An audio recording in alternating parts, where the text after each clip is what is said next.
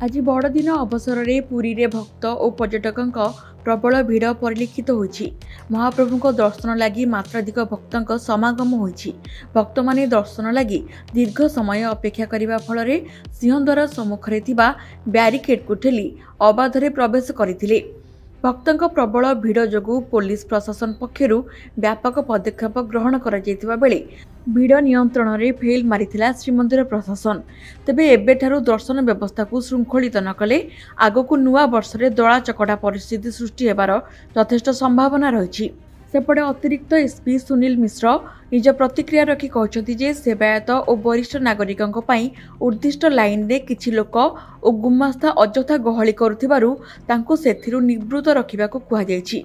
हेले सेभଳି कोनोसी बड़ अप्रीतिकर परिस्थिति आज सृष्टि होई नाही। जोटा आमर सेवायतों पई जो अछि विभिन्न नीतिकांति करिया पई विभिन्न समय से जीवा आसिया करंती, तेणु तांकर जो से जीवा आसिया जो अच्छी बाट दिखाई पतितवान पाखे सेठी गुड़ाए अन्य लोक जो माने गुमास्ता कि अन्य लोक जो माने सेठी जाम करुचंती अन्य से माने जानिकरी केमती सेपटू पशिया चेष्टा करछंती, जोटा कि से माने जानिबा दरकार जे तांकर माने जो सीनियर सिटीजन हला तांका पय सेपरेट क्यू करा हेछि।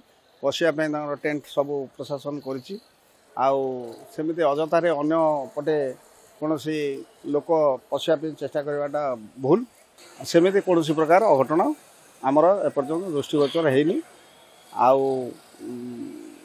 आमे चेष्टा करूचु केमती भक्त माने श्रृंखलित दर्शन करिवे, बैरिकेड देकर क्यू देके आसिक दर्शन करिवे। पुरीରୁ संतोष कुमार दासଙ୍କ रिपोर्ट, ओडिशा संवाद।